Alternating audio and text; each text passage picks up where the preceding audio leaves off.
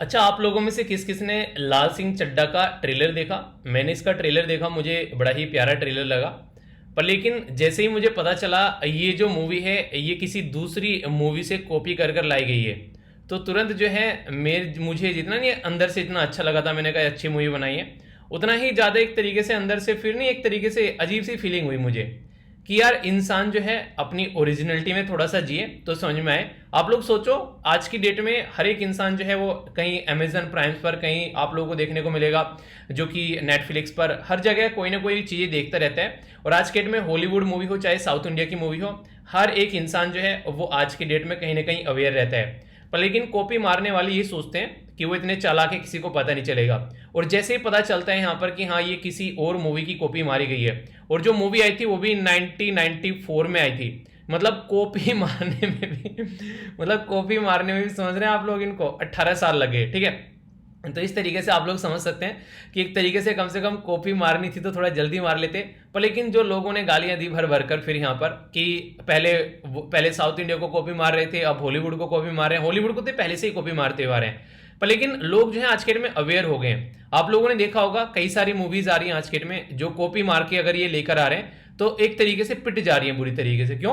क्योंकि लोग समझ रहे हैं कि ओरिजिनल क्या है। तो ओरिजिनल और कॉपीड चीज में डिफरेंस नजर आएगा, क्योंकि मेहनत किसी और के द्वारा की गई, सोचा किसी और के द्वारा गया, तुमने क्या किया, उठाया बस कॉपी मार दी।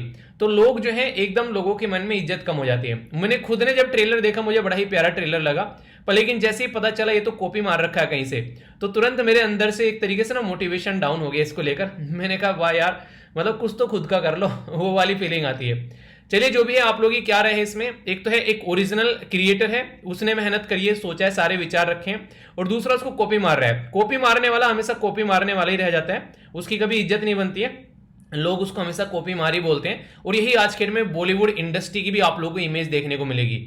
और यही चीज आप लोगों को बॉलीवुड इंडस्ट्री नहीं, आप लोग कहीं भी चले जाओ हर जगह आप लोगों को चीज देखने को मिलेगी। अगर रियलिटी में इंसान को कुछ अपना करना है तो उसको अपनी ओरिजिनलिटी लाकर दिखानी पड़ेगी। कॉपी मारने वाले हमेशा जो है उसकी एक तरीके से ऐसी इमेज रहती है कि हाँ ये लगता है खुद का कुछ कर ही नहीं रहा है इंसान, ठीक है, जबकि मेहनत करता है ऐसी बात नहीं है, पर लेकिन उसकी मेहनत का क्रेडिट जो है वो कोई और ले जाता है। तो वही चीज़ अभी यहाँ पर आप लोगों को देखने को मिलेगी। वैसे ट्रेलर अच्छा लगा, देखिएगा जरूर, ठीक है। बात की जा रही है यहां पर वर्ल्ड नो टबैको डे के बारे में। वर्ल्ड नो टबैको डे जो है ये काफी इंपॉर्टेंट है खासकर, और इसकी थीम जो है अब की बार मुझे थोड़ा सा सरप्राइज करने वाली लगी।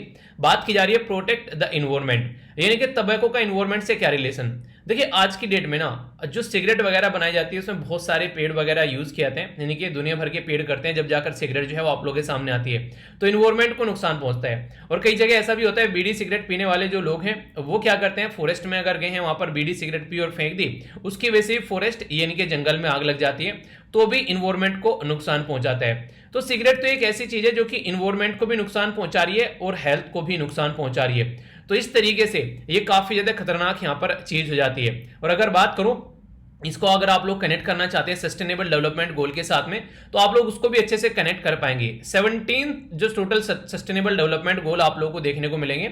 इन सस्टेनेबल डेवलपमेंट गोल के अंदर जब आप लोग चीजों को ध्यान से देखोगे तो कई सारी इंटरेस्टिंग चीजें आप लोगों को यहां पर नजर आएगी। जैसे कि हेल्थ के बारे में अगर बात कीजिए तो हेल्थ है सस्टेनेबल डेवलपमेंट गोल 3 के अंदर में। और अगर बात करें क्लाइमेट चेंज या फिर इन्वायरमेंट के बारे में तो सस्टेनेबल डेवलपमेंट गोल 13।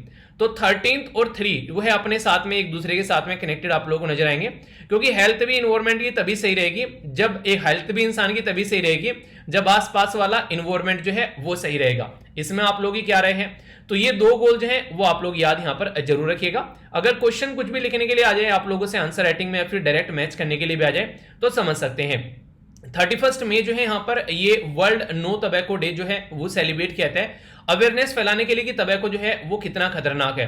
अगर आप लोग आज के डेट में किसी भी हेल्थ की प्रॉब्लम से जूझ रहे हैं और साथ में बीड़ी सिगरेट भी पी जा रही है और वो आप लोगों को और ज्यादा बीमार करेगी, तो इसलिए यहाँ पर इसके बारे में बात करनी चाहिए और डॉक्टर से सलाह भी लेनी चाहिए। तो यहाँ पर देखिए इसी के साथ में अगर आप लोगों से पूछ जाए किस तरीके से इसको टैकल किया जा सकता है, कुछ लिखने के लिए आ जाए, तो ये कुछ बातें भी मैंने डाल दी हैं ताकि आप लोगों का लगभग एक टॉपिक तैयार हो जाए। तो बात की जा रही है प्राइस एंड टैक्स मेजर, यानी कि टबैको प्रोडक्ट है उनको आज के डेट में अच्छा खासा टैक्स उनके ऊपर लगाया जाता है, तो और ज्यादा से ज्यादा टैक्स अगर उनके ऊपर लगा जाए तो चीजें जो हैं वो हम लोग कंट्रोल कर पाएंगे। यानी कि एक ऐसा मेजर है जो कि यहां पर उठाया जा सकता है इसको कंट्रोल करने के लिए। ठीक है, इसी के साथ में यहां पर जो वार्निंग होती है, बीड़ी सिगरेट का पैकेट आप लोग खरीदोगे उसके ऊपर एक वार्निंग लिखी रहती है, वो वार्निंग और ज्यादा बड़ी कर दी जाए ताकि लोग जो है उसको देखकर इरिटेट होने लगे, एक तरीके से यार ये क्या है 24 घंटे उसको देखें तो एक तरीके से परेशान हो जाए।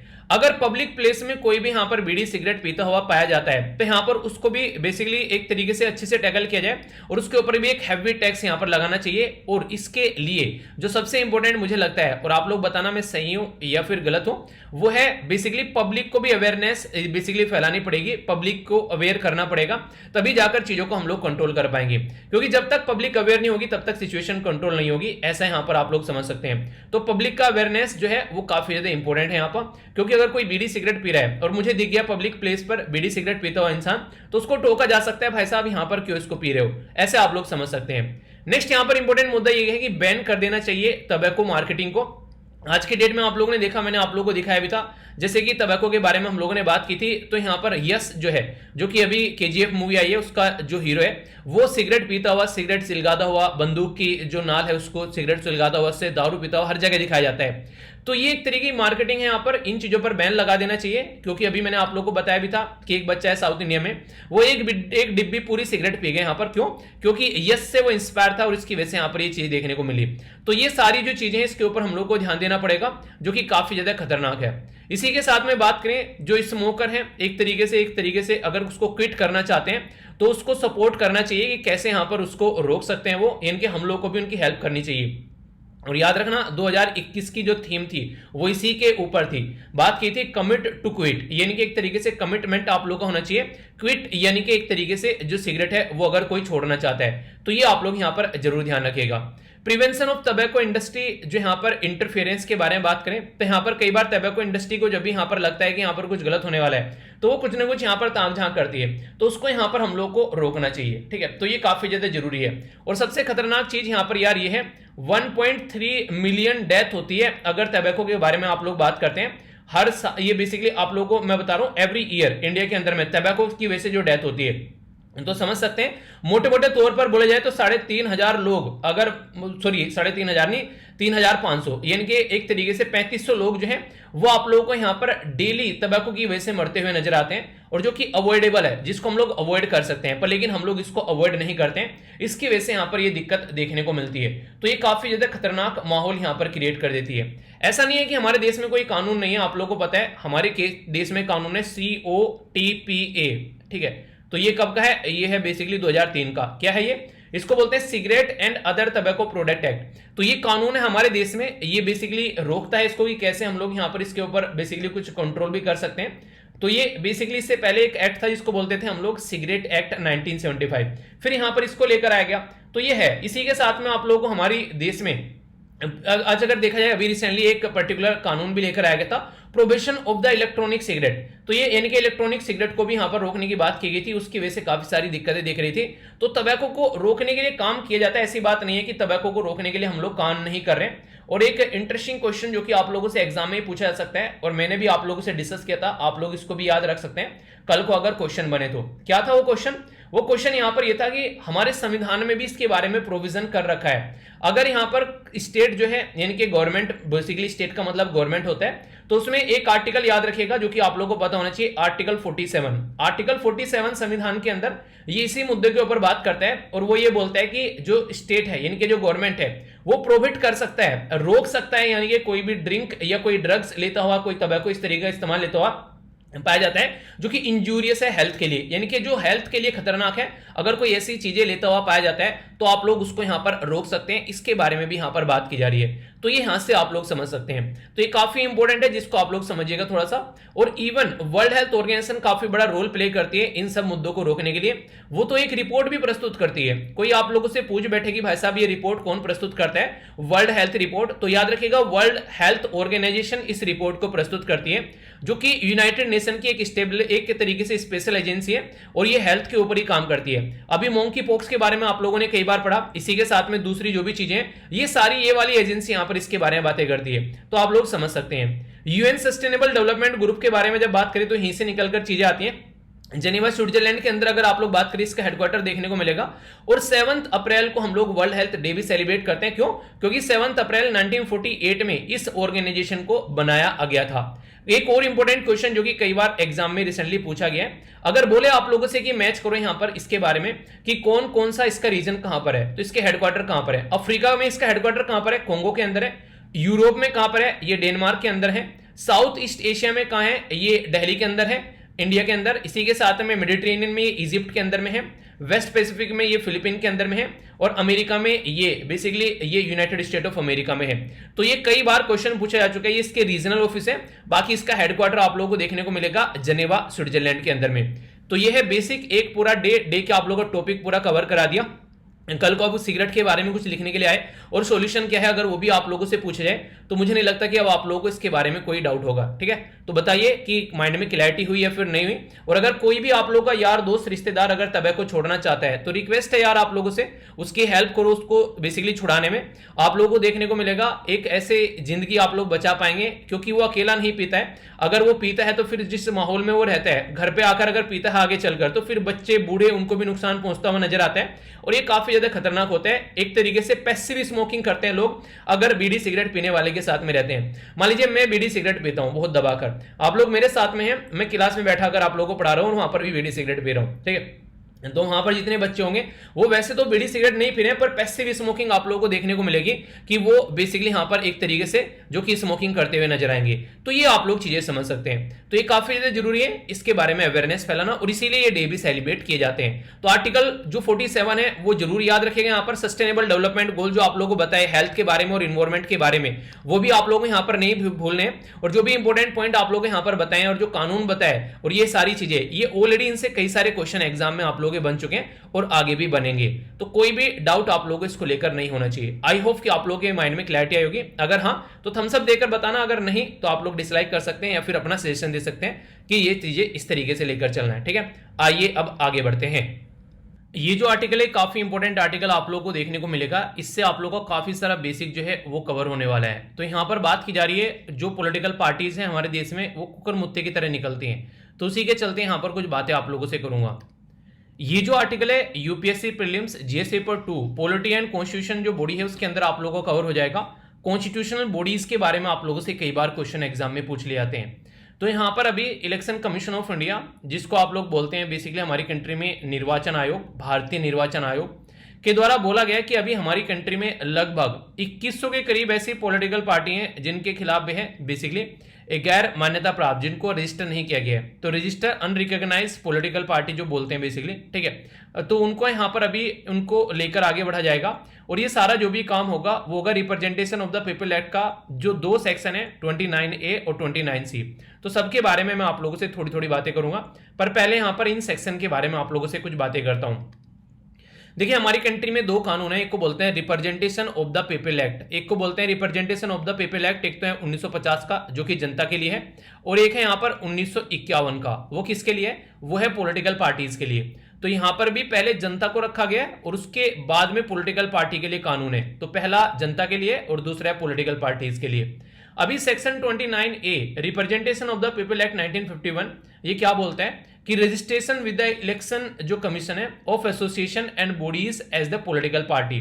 तो यानी कि यहाँ पर रजिस्ट्रेशन के बारे में बात की जा रही है पॉलिटिकल पार्टीज के जो होते हैं। तो सेक्शन 29A आएगा।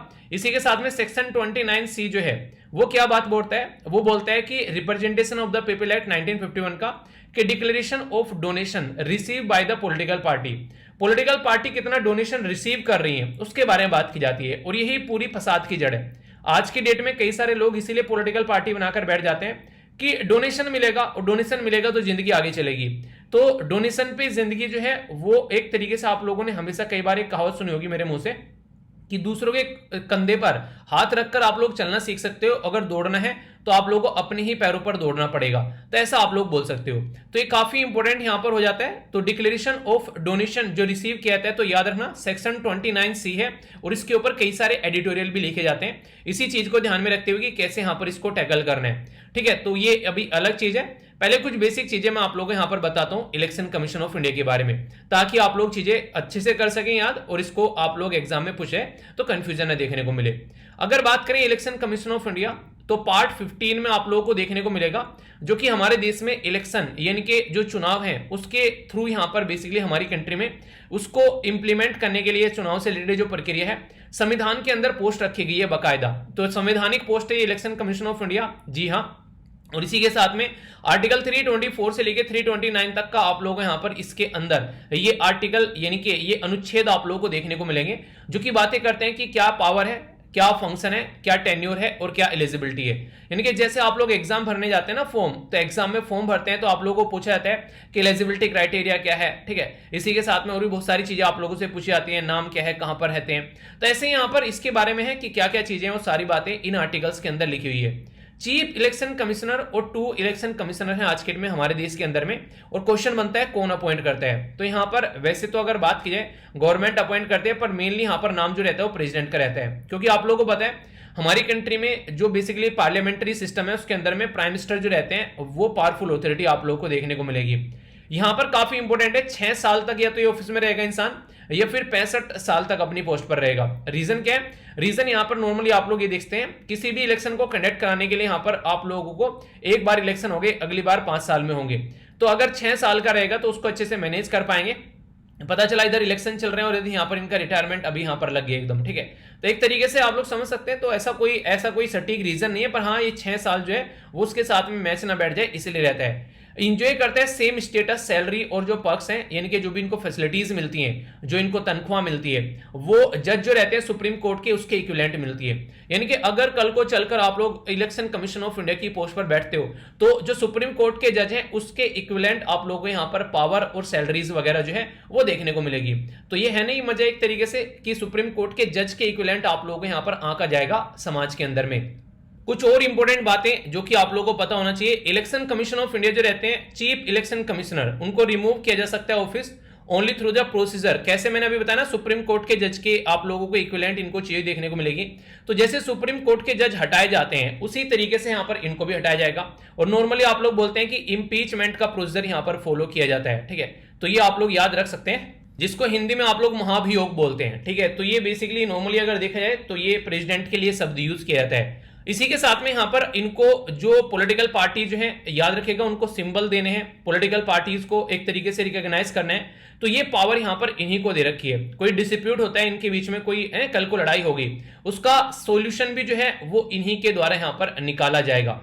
तो ये काफी इंपॉर्टेंट है। जो कमीशन है यहाँ पर वो एक तरीके से एडवाइजरी जुडिक्शन भी है यहाँ पर, यानी कि एक तरीके से पोस्ट इलेक्शन अगर किसी कैंडिडेट को डिस्क्वालीफाई करना है कि हाँ इसने गलती से एक गलत कुछ हरकतें कर दी है, जितनी इसकी इनकम है उतनी इसने ठीक नहीं भरी है, उसको डिस्क्वालीफाई करना है, तो चाहे वो पार्लियामेंट का हो चाहे वो स्टेट लेजिस्लेचर का हो, यानी कि चाहे तो वो सेंट्रल गवर्नमेंट का मेंबर ऑफ पार्लियामेंट हो यानी कि सांसद हो, चाहे वो स्टेट के अंदर में विधायक यानी कि मेंबर ऑफ लेजिस्लेटिव असेंबली हो, तो दोनों में से कोई भी हो, दोनों को अगर डिस्क्वालीफाई करना है तो यहां पर एडवाइस मांगी जाएगी किसकी, कि यहां पर इलेक्शन कमीशन ऑफ इंडिया। तो एडवाइजरी जुडिक्शन की कैटेगरी में आता है, ठीक है, कि मैं एडवाइस दूंगा।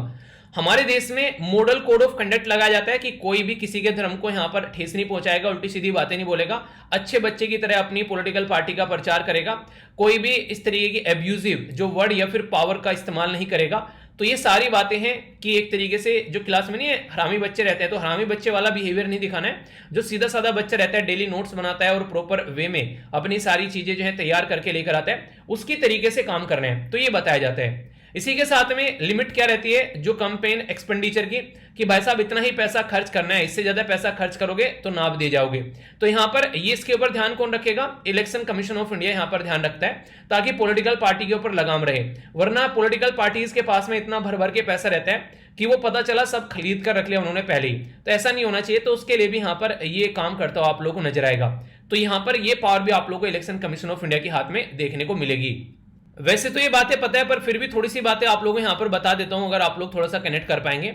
अगर बात करें किस मिनिस्ट्री के अंडर में आता है, तो ministry of law and justice के अंदर में आप लोगों को देखने को मिलेगा, जो कि एक कॉन्स्टिट्यूशनल यानी कि संवैधानिक पोस्ट है यहां पर election commission of India. Responsible है कंडक्ट कराने के लिए इलेक्शन किस किस का? लोकसभा का, राज्यसभा का, स्टेट लेजिस्लेटिव असेंबली और स्टेट लेजिस्लेटिव काउंसिल। अक्सर ये आप लोग भूल जाते हैं, तो याद रखिएगा लेजिस्लेटिव काउंसिल का भी इलेक्शन जो है वो यही कंडक्ट कराते हैं। इसी के साथ में प्रेसिडेंट और वाइस प्रेसिडेंट के इलेक्शन इन्हीं के द्वारा कंडक्ट कराए जाते हैं। पर लेकिन जब पंचायत और म्यूनसिपैलिटी के बारे में हम लोग बात करते हैं तो फिर वहां के इलेक्शन जो रहते हैं वो वहां पर फिर स्टेट के इलेक्शन जो है इलेक्शन कमीशन जो है वो कंडक्ट कराते हैं। तो ये काफी इंपॉर्टेंट क्वेश्चन आप लोगों से एग्जाम में अक्सर बनता है। ऑपरेट करता है यहाँ पर आर्टिकल 324, ये पावर देता है यहाँ पर काफी अच्छे से इसको।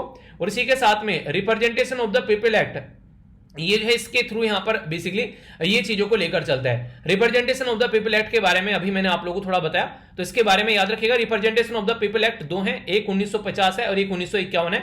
50 वाला लोगों के लिए है कि कैसे आप लोगों की वोटिंग एज होगी, इलेक्टोरल रोल तैयार किया जाएगा आप लोगों के लिए, वो सारी चीजें। और यहां पर किस तरीके से इनको अपने सारे काली चिट्ठी जनता के सामने रखने हैं, क्या क्या इनकी इनकम है, वो सारी बातें, तो वो यहां पर 51 में रहेगा, कैसे इनको अपना फॉर्म भरना है। ठीक है, तो दो ये कानून है जो कि आप लोगों को पता होना चाहिए।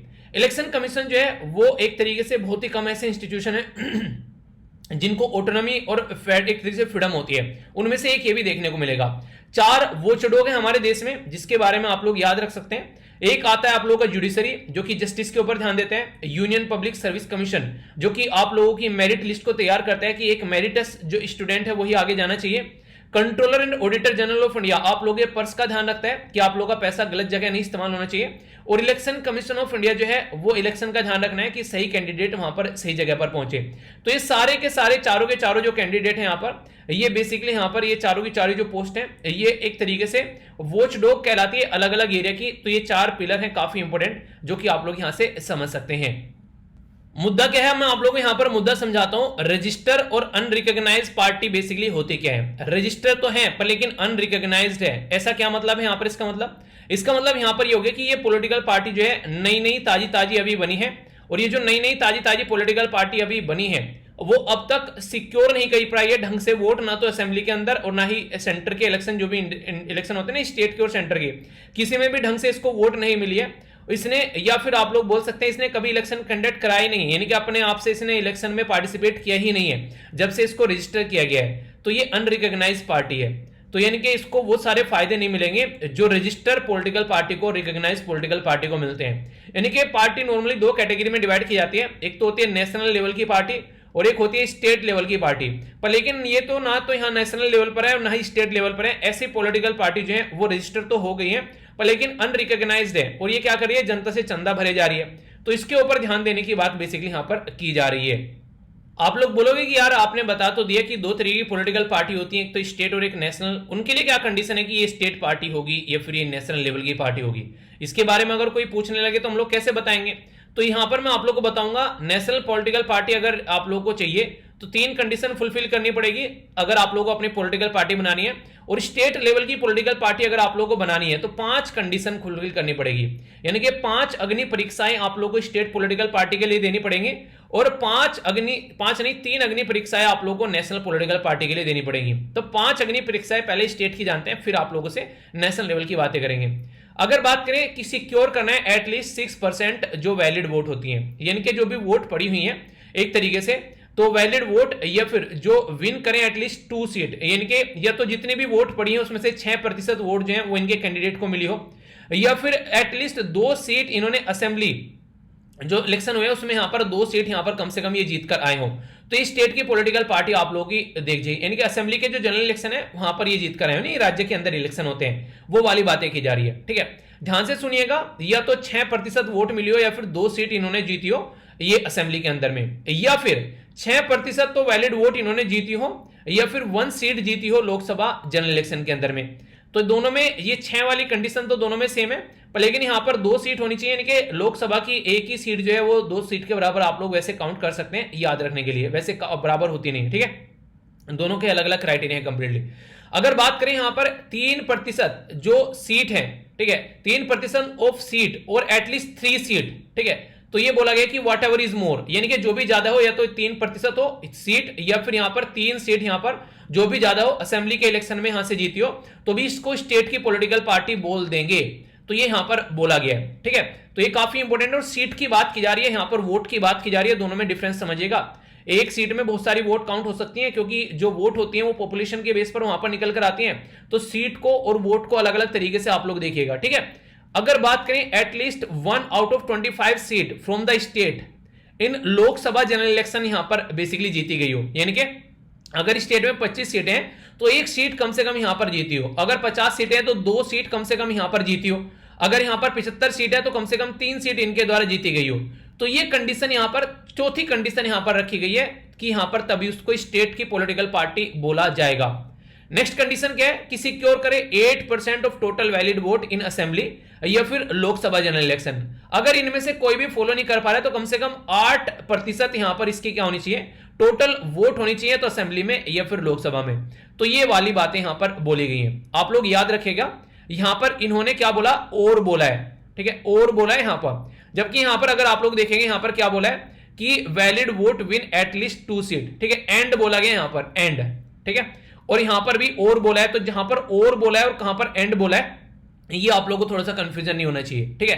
तो यहां पर तो बेसिकली एंड बोला है, यहां पर और बोला है और यहां पर और बोला है, ठीक है। तो ये आप लोग समझिएगा। तो एंड का मतलब क्या होता है कि दोनों कंडीशन फुलफिल करनी है, और का मतलब क्या होता है कि दोनों में से एक भी फुलफिल हो जाए तो हमारा काम चल जाएगा।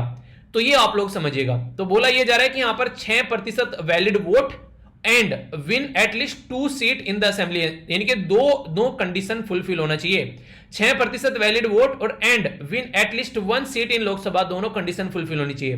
3% सीट जीत ले या एटलीस्ट 3 सीट जीत ले, दोनों में से एक भी हो जाए तो भी काम चल जाएगा। 1 सीट 25 में से, ये आप लोगों को समझ में आ गया। और यहां पर आप लोगों को पता चली गया कि 8% या तो सेंटर के अंदर या फिर स्टेट के अंदर, तो ये क्या होगी, ये स्टेट की रिकॉग्नाइज एक रजिस्टर्ड पॉलिटिकल पार्टी होगी। तो जितनी भी पॉलिटिकल पार्टी है वो इसी कंडीशन को फुलफिल करती है। अच्छा, अगर आप लोगों को यहां पर समझ में आ गया बताइए, अगर समझ में नहीं आया तो इसको फिर से एक बार रिपीट करके सुन लेना, समझ में आप लोगों को आ जाएगा। और आप लोगों की कौन सी फेवरेट पॉलिटिकल पार्टी है ये जरूर बताना। अभी अगर बात करूं यहां पर 3 कंडीशन आप लोगों को यहां पर देखने को मिलेगी, सिक्योर एटलीस्ट 6%, विन एटलीस्ट 2% और the party is recognised as a state political party 4 राज्य के अंदर। समझिए एक एक बात को, माइंड में क्लैरिटी आ जाएगी। क्या क्या है, 3 कंडीशन है, या तो 6% वैलिड वोट हो इन असेंबली के अंदर में, और आगे यहां पर लोकसभा के जनरल इलेक्शन के अंदर में इन एनी 4 और मोर स्टेट, ठीक है। देखिए यहां पर एक की बात नहीं की जा रही है, एंड एटलीस्ट 4 सीट जीती हो लोकसभा के जनरल इलेक्शन में, जो एक तरीके से फ्रॉम एनी स्टेट। ये समझिएगा, काफी इंपॉर्टेंट ये है और एग्जाम में क्वेश्चन भी बन चुके हैं यहां से, ये जो मैंने कंडीशंस आप लोगों को यहां पर बताई हैं, ठीक है। बोला गया कि 6% वैलिड वोट होनी चाहिए असेंबली के इलेक्शन में या फिर लोकसभा के जनरल इलेक्शन में, किसी भी 4 राज्य के अंदर में, या फिर 4 से ज्यादा राज्य भी हो तो चलेगा, कोई दिक्कत नहीं है। या तो 4 राज्य हो या फिर 4 से ज्यादा राज्य हो, तो 6% वोट जो होनी चाहिए, वैलिड वोट की बात की जा रही है, सीट की बात नहीं की जा रही है। असेंबली या लोकसभा दोनों में से चलेगा, पर लेकिन 4 राज्य से निकल कर आनी चाहिए। एंड की बात मतलब ये भी होना चाहिए, वोन एटलीस्ट 4 सीट इन लोकसभा, ठीक है, ये याद रखिएगा। और जनरल इलेक्शन एनी स्टेट और एनी स्टेट या फिर कई सारे स्टेट, तो यहां पर दूसरी कंडीशन ही है, ठीक है। तो यानी कि कहने का मतलब यहां पर यह है कि इन 4 स्टेट और मोर एंड वोन एटलीस्ट 4 सीट इन एटलीस्ट जो लोकसभा जनरल इलेक्शन या फिर स्टेट, तो ये कंडीशन आप लोगों को यहां पर देखने को मिलेगी। तो ये कंडीशंस रखी गई है ताकि पार्टी जो है फालतू में निकल कर ना आए और उनको फायदा मिलता रहे, जो भी यहां पर फायदा दिया जाता है, ये बातें बोली गई है। कंडीशन नंबर 2 यहां पर बोला गया 2% टोटल लोकसभा के अंदर जो सीट है वो उनके द्वारा जीती गई है। यहां पर सीट के बारे में बात की जा रही है, वहां पर वोट के बारे में बात की जा रही थी, ठीक है, जनरल इलेक्शन के अंदर में। या फिर एटलीस्ट 3 सीट, यहां पर बोला गया 3 सीट हैव वोन फ्रॉम द एटलीस्ट 3 स्टेट, यानी कि तो लोकसभा के अंदर 2% टोटल सीट जीत कर आए। या फिर यहां पर क्या बोला गया है कि यहां पर यह बोला गया कि 3 सीट जो है लगभग यहां पर 3 राज्य से होनी चाहिए, ठीक है। 3 सीट हैव टू बी वोन फ्रॉम द एटलीस्ट 3 स्टेट। क्यों? क्योंकि अगर एक ही राज्य से होंगी वो सारी चीजें तो फिर यार ये तो नेशनल लेवल की पार्टी बनानी है ना, तो नेशनल लेवल पर तो अलग अलग राज्य होने चाहिए, इसलिए अलग अलग राज्य का कंडीशन यहां पर बुलाया गया। या फिर साधारण सी कंडीशन है, आप लोगों के अंदर इतना बूता होना चाहिए कि कम से कम 4 राज्य के अंदर में आप लोग जो है स्टेट की पॉलिटिकल पार्टी हो। अगर 4 राज्य के अंदर आप लोग स्टेट की पॉलिटिकल पार्टी है तो इसका मतलब नेशनल लेवल पर आप लोगों को नेशनल पॉलिटिकल पार्टी जो है वो रिकॉग्नाइज कर लिया जाएगा। तो यह है कंडीशन, ठीक है। आप लोग बोलेंगे सर इतनी कहानी तो आपने सुना दी, अब ये तो बता दो कितनी ऐसी पॉलिटिकल पार्टी हैं जो नेशनल लेवल पर खेल रही हैं। तो टोटल मिलाकर 8 रिकॉग्नाइज नेशनल पॉलिटिकल पार्टी आप लोगों को देखने को मिलेगी। जो अभी रिसेंटली अभी ऐड की गई थी उसके बारे में आप लोगों को पता है, इसको बोलते हैं ऑल इंडिया तृणमूल कांग्रेस, ठीक है। दूसरी है बहुजन समाजवादी पार्टी, तीसरी है भारतीय जनता पार्टी, चौथी है कम्युनिस्ट पार्टी ऑफ इंडिया, पांचवी है communist party of India Marxist, छठी है इंडियन नेशनल कांग्रेस, सातवीं है नेशनलिस्ट कांग्रेस पार्टी और आठवीं है नेशनल पीपल्स पार्टी। तो ये टोटल मिलाकर ऐसी आप लोगों को पार्टी देखने को मिलेगी जिनके सिंबल भी आप लोगों के सामने है सबके, ठीक है। तो यहां से आप लोग देखते हैं तो यहां पर जो ये सारी की सारी जो पॉलिटिकल पार्टी है ये नेशनल लेवल की पॉलिटिकल पार्टी देखने को मिलेगी। पॉलिटिकल पोजीशन क्या है, कोई कैसे कैसे सोचता है वो यहां पर बताया गया। ये फाउंड की गई थी कब कब, ये आप लोगों को देखने को मिलेगा। अगर बात की जाए यहां पर, जैसे कि अभी बात की जाए भारतीय जनता पार्टी के अंदर में, ठीक है, तो ये बताई गई लगभग 42 साल पुरानी है, ठीक है। इसी के साथ में यहां पर कम्युनिस्ट पार्टी के बारे में बात की जा रही है, ठीक है। ये सारी पॉलिटिकल पार्टी सबसे पुरानी कौन सी है, इंडियन नेशनल कांग्रेस। आप लोगों को पता है 1985 में इसको बनाया गया था और ये पूरी आजादी में जो है यहाँ पर एक तरीके से देश को आजाद कराने में यहाँ पर साथ रही। वो अलग बात है कि आज के डेट में इसकी खस्ता हालत हो गई है, पर लेकिन वो नहीं कहते कि पुराने टाइम पे हम भी कुछ थे, पर लेकिन आज कुछ नहीं है, वो एक अलग बात है। तो ये बातें आप लोगों को देखने को मिलेगी। अब दो सेक्शन मैंने बताए थे जिनके ऊपर ध्यान देना है। एक तो हो गया सेक्शन नंबर, ये हो गया 29A, जो कि यहाँ पर 1951 के कानून के हिसाब से बात कर रहा था। अब 29C है यहाँ पर, जो कि चंदे के बारे में बात कर रहे हैं। और चंदा नॉर्मली कहां से जाता है, चंदा आप लोगों को देखने को मिलेगा यहाँ पर जाता है कि इलेक्ट्रोल बॉन्ड के थ्रू आप लोग चंदा यहाँ पर देते हैं। इलेक्ट्रोल बॉन्ड जो है कोई भी सिटीजन यहाँ पर खरीद सकता है एसबीआई की किसी ब्रांच से यहाँ पर। और यहाँ पर बेसिकली 10 दिन का टाइम पीरियड रहता है, 1 जनवरी से लेकर 10 जनवरी, 1 अप्रैल से लेकर 10 अप्रैल, 1 जुलाई से लेकर 10 जुलाई और 1 अक्टूबर से लेकर 10 अक्टूबर तक यहाँ पर ये इसको परचेज कर सकता है। और परचेज करने के बाद में यहाँ पर 29 ऑथराइज स्टेट जो बैंक ऑफ इंडिया की जो ब्रांचेज हैं अक्रॉस द कंट्री, वहां पर जाकर ये उसको दे सकता है, पर लेकिन केवाईसी इंसान की कंप्लीट होनी चाहिए, ठीक है। कैसे कैसे ये खरीद सकते हैं, यहाँ पर 1000, 10,000, 1 लाख, 1 करोड़ तक का यहाँ पर खरीद सकता है। ऑथराइज्ड एसबीआई बैंक में लेकर इसको जाएगा, केवाईसी कंप्लीट है तो यहां पर ये इसको ले जाकर डाल देगा और उस पॉलिटिकल पार्टी के खाते में बेसिकली यहां पर ये चला जाएगा, ठीक है, डोनेशन। तो ये आप लोगों को फंडा यहां पर देखने को मिलेगा, पर लेकिन उसी पॉलिटिकल पार्टी को यहां पर मिलेगा जिसने at least 1% vote in previous election में जीती हो, तभी यहां पर उसको चंदा लेने की काबिल है यहां पर ये। तो इसलिए यहां पर कई सारी ऐसी पॉलिटिकल पार्टी जो बन तो गई हैं पर लेकिन जीत कर नहीं आई हैं। तो ये सिचुएशन आप लोगों को यहां पर देखने को मिलती है। तो यहां से क्वेश्चन कई बार आप लोगों के लिए एग्जाम में बन जाते हैं। जैसा मैंने बार बार बोला यहां पर आप लोगों की representation of the people act 1950 का भी है और representation of the people act ये 1951 यानी कि 1951 का भी है। तो दोनों में अगर डिफरेंस आप लोगों को अलग से लिखने के लिए आ जाए तो याद रखिएगा, क्वालिफिकेशन ऑफ वोटर के बारे में, प्रिपरेशन ऑफ इलेक्ट्रोल, जो इलेक्ट्रोल रोल है जिसमें आप लोगों के नाम लिखे आते हैं जब आप लोग वोट डालने जाते हैं, तो इन्हीं के अंदर आप लोगों के नाम लिखे हुए आते हैं। डीलिमिटेशन ऑफ द कॉन्स्टिट्यूएंसीज, अभी आप लोगों को पता है जम्मू एंड कश्मीर के अंदर में डीलिमिटेशन किया जा रहा है, वहां पर कि कौन सी कॉन्स्टिट्यूएंसी जो है कहां से कहां तक लेकर आनी है उसके बारे में बात की जाती है। Allocation of the seat in parliament, ये भी काफी इंपॉर्टेंट है और स्टेट के अंदर में, तो ये representation of the people act के अंदर में यहां पर आता है, ठीक है। बाकी अगर बात करें यहां पर मैंने बोला अभी जनता से रिलेटेड चीजें ज्यादा आप लोगों को देखने को मिलेगी, ठीक है। तो जनता के बारे में बात की जा रही है कि कहां पर सीट जानी है, कहां पर आप लोगों को वोट डालनी है, कहां पर डिलिमिटेशन करना है, तो आम जनता के बारे में बात यहां पर की जाती है। बाकी जो पॉलिटिकल पार्टीज हैं उनके जो लीडर हैं उनके बारे में यहां पर बात की जाती है। Actual conduct of the election in India, यानी कि actual conduct of the election कैसे हो रहा है उसके बारे में यहां पर बात करेंगे। एडमिनिस्ट्रेटिव जो भी मशीनरी है कंडक्टिंग द इलेक्शन की, कैसे इलेक्शन कंडक्ट कराना है वो यहां पर रहेगा। क्वालिफिकेशन और डिस्क्वालिफिकेशन मेंबर ऑफ पार्लियामेंट और मेंबर ऑफ लेजिस्लेटिव असेंबली, वो यहां पर देखने को मिलेगा। मैंने बोला था ना मेंबर्स के बारे में बात की जा रही है, तो सबसे ज्यादा क्रिटिसाइज वो इसी का होता है, ठीक है। इलेक्शन ऑफेंस या फिर डिस्प्यूट, यानी कि इलेक्शन को लेकर जो भी यहां पर दंगे फसाद या फिर जो भी लड़ाइयां हुई हैं, यहां पर किस तरीके से पॉलिटिकल पार्टी को रजिस्टर करना है वो आप लोगों को यहां पर देखने को मिलेगा। तो ये एक ऐसा पॉइंट है जहां से कई बार आप लोगों से क्वेश्चन पूछे जा चुके हैं, तो कोई भी माइंड में आप लोगों को लेकर इसको डाउट नहीं होना चाहिए। तो क्या क्या माल पानी इस आर्टिकल के अंदर हम लोगों ने कवर किया, तो यहां पर आप लोगों को देखने को मिलेगा। सबसे पहले हम लोगों ने यहां पर इलेक्शन कमीशन ऑफ इंडिया क्या करना चाह रहा है, तो 2 सेक्शन को यहां पर ढंग से इंप्लीमेंट करना चाह रहा है। बेसिक इंफॉर्मेशन क्या है, क्या क्या यहां पर संविधान के अंदर इसके बारे में मेंशन किया गया है वो देखा। रजिस्टर पॉलिटिकल पार्टी किस तरीके की होती हैं और कैसे रिकॉग्नाइज होती हैं, स्टेट और नेशनल लेवल की पॉलिटिकल पार्टी कैसे कैसे रजिस्टर रिकॉग्नाइज करते हैं, कौन कौन सी आज की डेट में है, कैसे यहां पर आप लोग चंदा दे सकते हैं, ये 50 और 51 का कानून क्या है, इसके बारे में हम लोगों ने सारी बातें की। अब यहां पर एक क्वेश्चन है जो कि मैंने अभी आप लोगों को पढ़ा है, यहां पर नेशनल पॉलिटिकल पार्टी में पूछा गया है। बोला गया for a party to be recognised as a national party, ये 6% टोटल लोकसभा की सीट जीते इन लोकसभा जनरल इलेक्शन, या फिर यहां पर दिए सीट जो होनी चाहिए वो एटलीस्ट 3 स्टेट से होनी चाहिए। दूसरा बोला गया पॉलिटिकल पार्टी जो है यहां पर ये रिकॉग्नाइज करे as a state political party, a state political party, और इट शुड सिक्योर 6% जो है वैलिड वोट और win 1 seat in Lok Sabha general election. तो सही स्टेटमेंट यहां पर क्या है, अगर ढंग से आप लोग पढ़ेंगे तो सही आंसर आप लोगों को यहां पर बताना है इसके बारे में। सही आंसर क्या होगा, तो देखता हूं कौन सही आंसर देता है, जिसने ढंग से सुना होगा वही सही आंसर देगा। ठीक है, चलिए आप लोग इस क्वेश्चन का आंसर दीजिए। ठीक है, ये सारी की सारी जो स्टेटमेंट आप लोगों को यहां पर पढ़ाई है पूरा मगजमारी करके, तो आप लोग बताइए क्या सही आंसर है। वैसे पीडीएफ में आंसर मिल जाएगा, आप लोग जाकर चेक करना। ठीक है, तो ये आप लोगों के लिए होमवर्क हो गया। ओके, अभी यहां पर आगे बढ़ते हैं, काफी इंपॉर्टेंट है यहां पर, ये जो basically down to earth magazine के अंदर कवर किया गया है। बात की जा रही है फूड फास्ट, इसी के साथ में आफ्टर वीट मोदी गवर्नमेंट जो है curve the sugar export. Sugar यानी कि चीनी का जो एक्सपोर्ट है वो कर्व कर दिया गया, यानी कि रोक दिया गया है। इसके पीछे का रीजन यहां पर बेसिकली आप लोग जानोगे, तो क्या रीजन है वो यहां पर समझेंगे।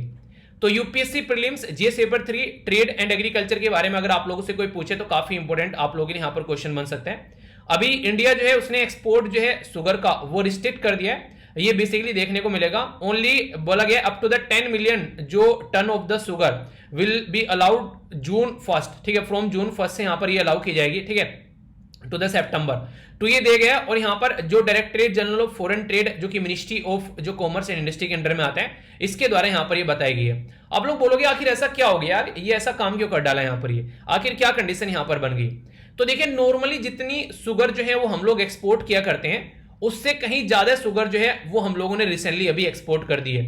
तो इसके चलते हमारे खुद के देश के अंदर में जो रिक्वायरमेंट है शुगर की, वो यहां पर काफी ज्यादा नॉर्मली तरीके से फुलफिल नहीं हो पा रही है। तो इसके चलते उसका भाव बढ़ता हुआ जा रहा है। तो अपने देश के अंदर अगर इन्फ्लेशन बढ़ना स्टार्ट हो गया तो ये तो वही बात होगी कि अपने पैरों पर कुल्हाड़ी मारकर दूसरों की हेल्प कर देना। पर लेकिन अगर हम लोग सही रहेंगे तो बहुतों की हेल्प कर पाएंगे, अपने को ही बर्बाद कर बैठेंगे तो कहां लोगों की हेल्प कर पाएंगे। तो इसी के चलते यहां पर ये एक्सपोर्ट जो हो रहा था शुगर का उसको रोका गया ताकि देश के अंदर चीनी का भाव जो है वो मेंटेन रहे। पता चला अपने देश में वो है आबो ने आसमान छू रहा है और दूसरे की हेल्प करने पे लगे हुए हैं, तो ऐसा नहीं होना चाहिए। इसी चीज को ध्यान में रखते हुए सेंट्रल गवर्नमेंट के द्वारा यहां पर ये स्टेप उठाए गए हैं। तो यही पूरा कहानी जो है वो आप लोगों को यहां पर देखने को मिलेगी। अभी यहां पर लास्ट 6 ईयर में यहां पर पहली बार शुगर्स के एक्सपोर्ट को यहां पर रोका गया। क्यों? क्योंकि देखिए अभी फिलहाल जो है बहुत ज्यादा खपत बढ़ गई है, रिक्वायरमेंट, क्योंकि बहुत सारी कंट्री ऐसे हैं जो झड़प में चल रही है, जिसमें से रसिया और यूक्रेन आप लोगों को देखने को मिलेगा।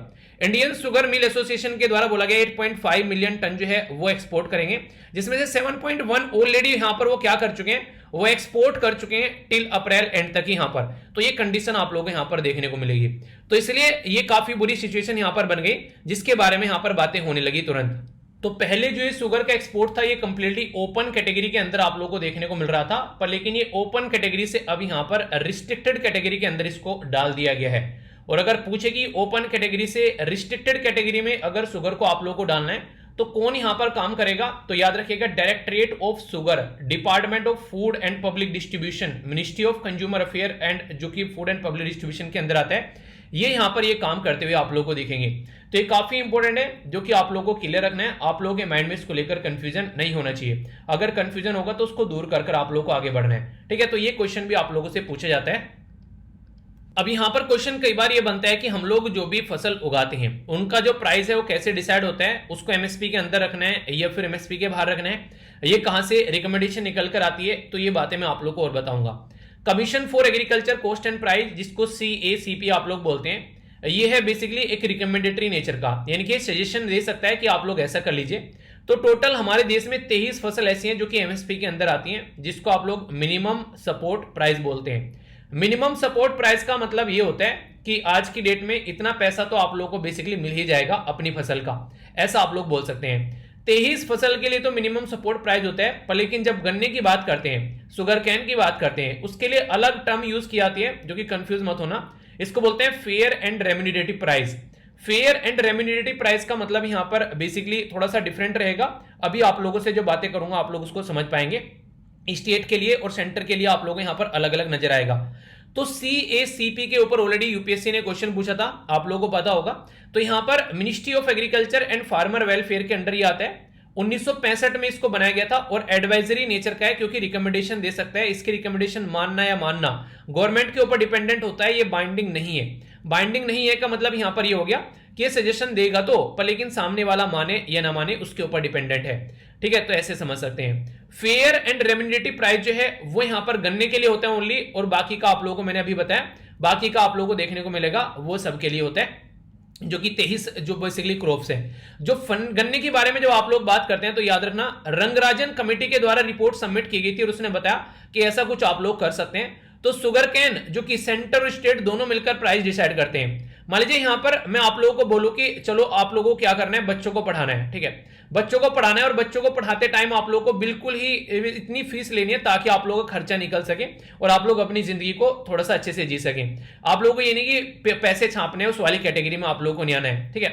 मैंने बोला अगर आप लोगों को बच्चों को पढ़ाना है तो आप लोगों को कुछ फीस रख लेनी है और आप लोगों ने वो फीस रख ली। मान लीजिए वो फीस जो है वो ए है, आप लोगों ने क्या किया, ए तो फीस रख ली, उसके ऊपर आप लोगों ने ए प्लस कर लिया, यानी कि इसमें 2000 रुपए और एक्स्ट्रा ऐड कर दिए, ठीक है। तो ये क्या हो गया, ये हो गया कि अब आप लोगों ने जो ए फीस मैंने बोली थी उसमें 2000 रुपए और एक्स्ट्रा ऐड कर दिए। क्यों? क्योंकि आप लोगों को लग रहा था कि वहां पर एक्स्ट्रा चार्ज आ रहा है, एक्स्ट्रा चीजें हैं, एक्स्ट्रा चीजों की रिक्वायरमेंट पड़ रही है। खासकर मान लीजिए आप लोग उत्तराखंड में, हिमाचल प्रदेश में आप लोग रहते हैं, ठीक है, तो वहां पर किताबें भेजना, कई सारी चीजें ऐसी रहती है, नॉर्थ ईस्ट में न्यूज़पेपर जाते जाते महंगा हो जाता है, तो बहुत सारे ऐसे इश्यूज देखने को मिल जाते हैं। तो यहां पर सेंट्रल गवर्नमेंट जो है उसने डिसाइड कर लिया कि फेयर एंड रेम्युनेटिव प्राइस जो है वो एक्स रहेगा, तो स्टेट गवर्नमेंट उस पर प्लस कर और भी यहां पर बेसिकली उस पर एक्स्ट्रा ऐड कर ये किसानों को देती है। तो इसलिए हमेशा सेंटर का प्राइस कम रहेगा और स्टेट का प्राइस हमेशा ज्यादा रहेगा। एक तो ये याद रखिएगा। फेयर एंड रेम्युनेटरी प्राइस जो है ये बेसिकली डिटरमाइन किया जाता है यहां पर commission for agriculture cost and price के द्वारा। ये तो इसको बताते हैं कि ये होना चाहिए। और सेंट्रल गवर्नमेंट जो है basically cabinet committee on economic affair जो कि प्राइम मिनिस्टर के द्वारा चेयर की जाती है, ये फिर बताते हैं कि ठीक है भाई साहब इसको ऐसे लेकर चलेंगे। तो यहां से ये काफी इंपॉर्टेंट पॉइंट आप लोग का बन जाता है।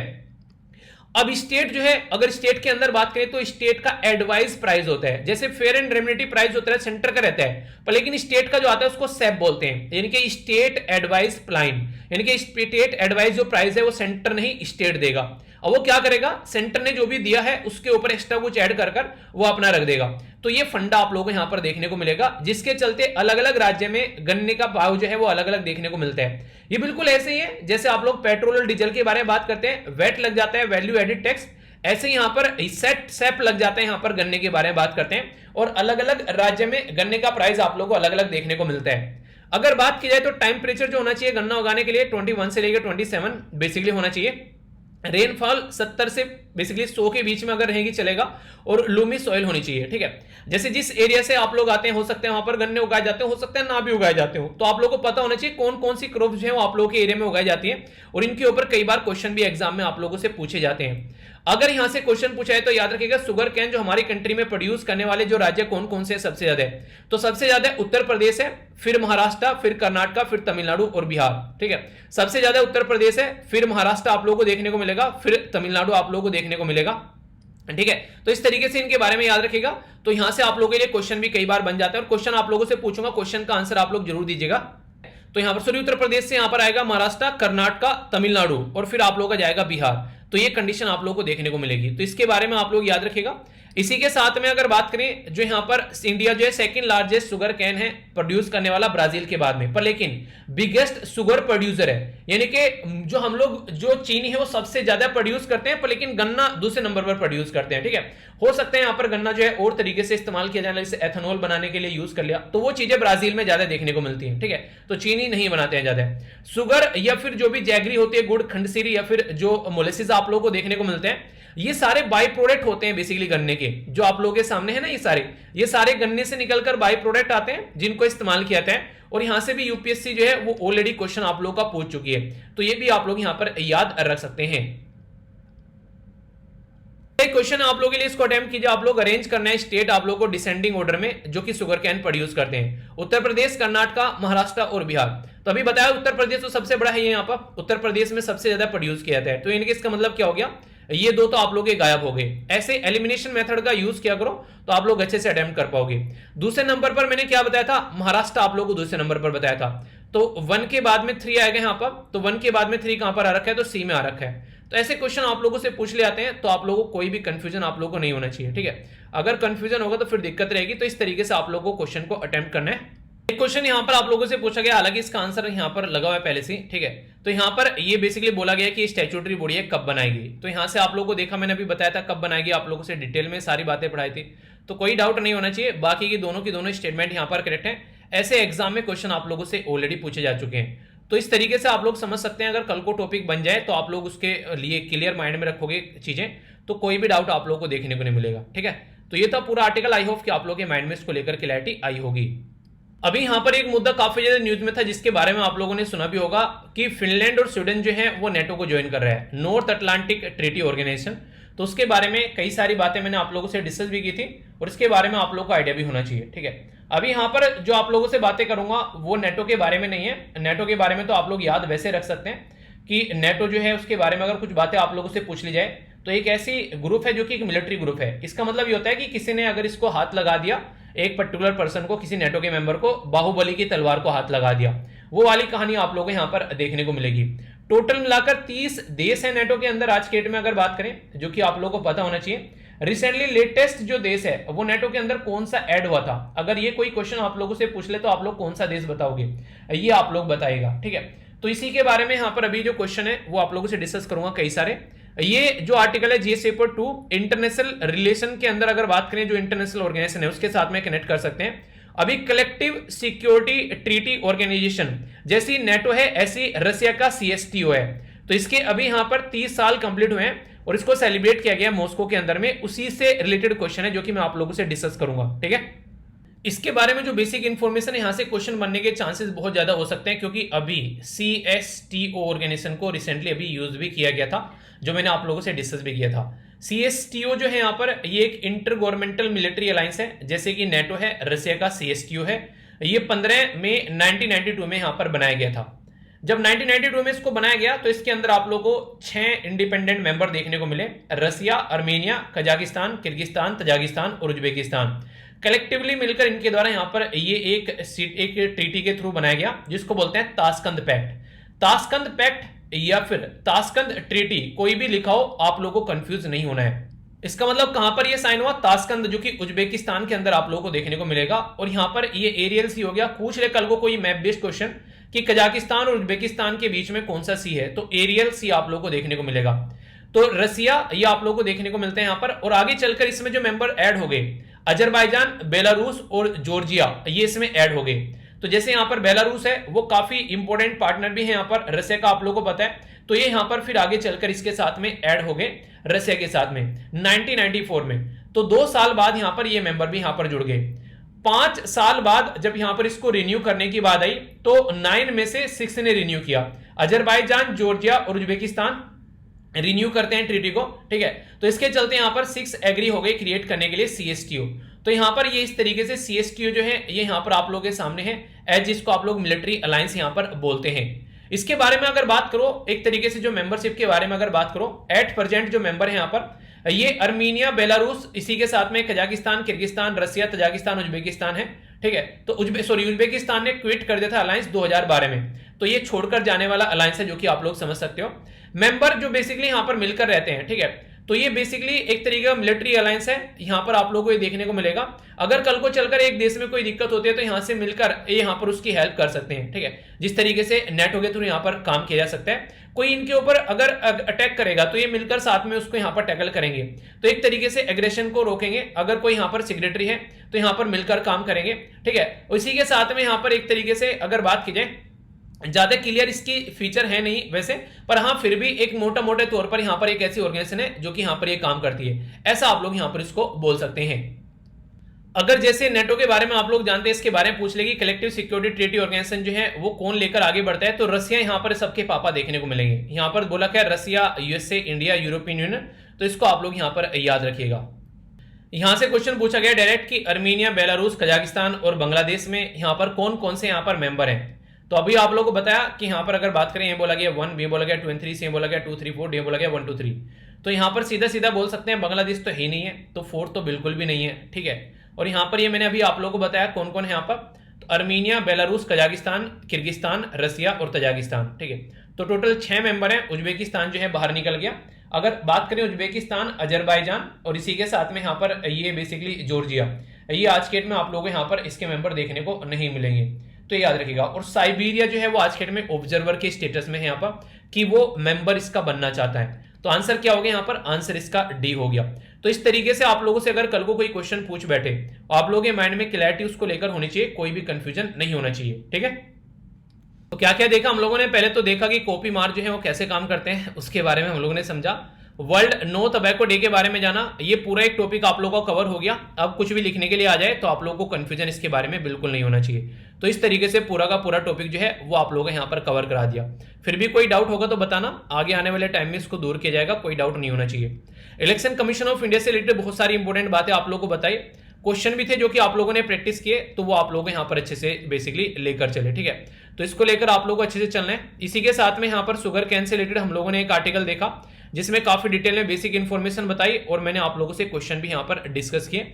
ये भी एक काफी इंपॉर्टेंट आर्टिकल था जो कि आप लोगों के माइंड में बिल्कुल क्लियर होना चाहिए। ठीक है, और कई बार क्वेश्चन पूछ ले जाते हैं तो नहीं होने चाहिए डाउट। इसी के साथ में यहाँ पर एक और जाना है, यहाँ पर रसिया के सेटो से और बेसिकली नेटो से रिलेटेड हम लोगों ने देखा। कुछ क्वेश्चन भी थे आप लोगों के सामने जो कि डायरेक्ट एग्जाम में बन जाते हैं, तो इससे रिलेटेड भी आप लोगों के माइंड में क्लैरिटी होनी चाहिए। ठीक है, बाकी पीडीएफ जो है वो आप लोगों को टेलीग्राम पर मिल जाएगी, और कैसा रहा ये महीना और अगले वाले महीने में क्या क्या चेंज करना चाहते हैं और आज का दिन कैसे आप लोगों ने यूटिलाइज किया, ये रेगुलरली आप लोग बताया करो। इससे काफी कुछ आप लोग सीख पाओगे और आगे बढ़ पाओगे। तो आज का डिस्कशन यहीं पर समाप्त करते हैं। आई होप कि आप लोगों ने कुछ नया सीखा होगा। नेक्स्ट लेक्चर में मिलता हूं, तब तक के लिए बड़ों को नमस्ते, छोटों को प्यार, छोटी सी लाइफ एंजॉय करो यार। मिलता हूं नेक्स्ट लेक्चर में, तब तक के लिए जय हिंद। और हाँ, ये कई सारे बच्चे यार रेगुलरली पूछते रहते हैं सर पीडीएफ नहीं मिल रही है। यार सारी की सारी पीडीएफ आप लोगों को टेलीग्राम पर मिल जाती है अगर आप लोग जाकर देखोगे। और हाँ, एक और इंपॉर्टेंट वीडियो आप लोग की डाली है यहाँ पर, इसमें बजट इकोनॉमिक सर्वे और कुछ क्वेश्चंस जो हैं आप लोग के वो डिस्कस किए गए, जिससे कि जो अभी आप लोग एग्जाम देने वाले हैं उसमें आप लोगों को फायदा पहुंचाएगी।